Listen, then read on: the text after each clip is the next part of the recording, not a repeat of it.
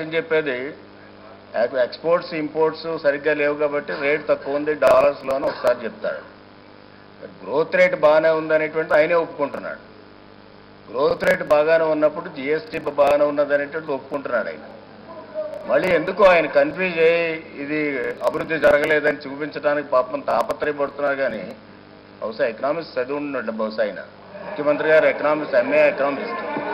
అంచేత ముఖ్యమంత్రి గారితో ఆయన పోల్చుకోకూడదు అధ్యక్ష. అంచేత ఆయన ఎకనామిక్స్ చదవకుండానే ఏదో కన్ఫ్యూజ్ చేయడం ప్రయత్నం చేస్తున్నారు. కానీ ఈనాడు గ్రోత్ రేట్ల గురించి చెప్తున్నారు అధ్యక్ష. ఈనాడు అగ్రికల్చర్ చూస్తే 1 మినిట్ అధ్యక్ష.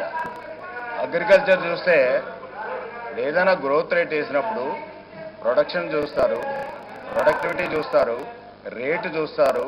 ఈ మూడింట్లో ఒకవేళ ఏదైనా తగ్గినప్పుడు కూడా ప్రొడక్షన్ తగ్గినప్పుడు కూడా ప్రొడక్టివిటీ బాగుండి రేటు బాగుంటే గ్రోత్ రేట్ బాగుంటుంది అధ్యక్ష. ఇవన్నీ సత్యాలు తెలుసుకోవాల్సినటువంటి అవసరం ఉంది. ఏదో పేపర్లో వస్తున్నాయి కదా. అంచేత మెథడాలజీ అనేటిది యూనివర్సల్ మెథడాలజీ, ఇది అబ్జర్వ్ చేసేది. అంతేగాని మీరో లేకపోతే చంద్రబాబు నాయుడు గారు లేకపోతే నేను లెక్కలు పెట్టేది కాదు అధ్యక్ష. ఇది అనేది యూనివర్సల్ మెథడాలజీ, ఇండియాలో మెథడాలజీ. అదేవిధంగా ఇండియాలో చేసిందే స్టేట్స్ అన్నీ కూడా చేస్తాయనేటువంటిది తెలుసుకోవాల్సినటువంటి అవసరం ఉంది. ఈనాడు మీకు డబుల్ డిజిట్ ఎలా వచ్చింది అనేటువంటి రీతిలో మాట్లాడుతున్నారు అధ్యక్ష. డబుల్ డిజిట్ ఎలా వస్తుంది? కష్టపడి అగ్రికల్చర్ పండిస్తే వస్తుంది, అదేవిధంగా కష్టపడి ఇన్వెస్ట్మెంట్ చేస్తే వస్తుంది, కష్టపడి సర్వీసెస్ సెక్టార్ వస్తే వస్తుంది.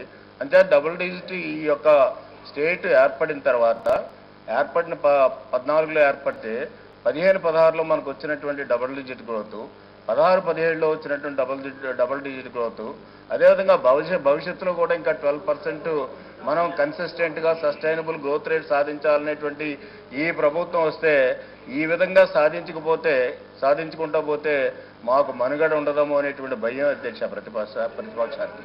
అంచేత ప్రజలను తప్పుదోవ పట్టించడానికి, సభలను కూడా తప్పుదోవ పట్టించడానికి తప్పుడు లెక్కలు చెప్పే విధానం ఇది సరి అయినటువంటి విధానం కాదు అధ్యక్ష. రెండోది వచ్చేటప్పటికి ఆయన మాట్లాడితే ఇది టెంపరీ అసెంబ్లీ. ఇది టెంపరీ అసెంబ్లీ కాదు అధ్యక్ష. ట్రాన్సిట్లో ఉన్నాం. ఎందుకంటే హైదరాబాద్ నుంచి ఇక్కడికి వచ్చాం, ట్రాన్సిట్లో ఉన్నాం. ఇక్కడ నుంచి వేరే చోటకి వెళ్తాము, అక్కడ మనం అసెంబ్లీ జరుపుకుంటాం. అసెంబ్లీ టెంపరీ కాదు అధ్యక్ష, వైసీపీఏ టెంపరీ అధ్యక్ష. అది గుర్తుంచుకోవాల్సినటువంటి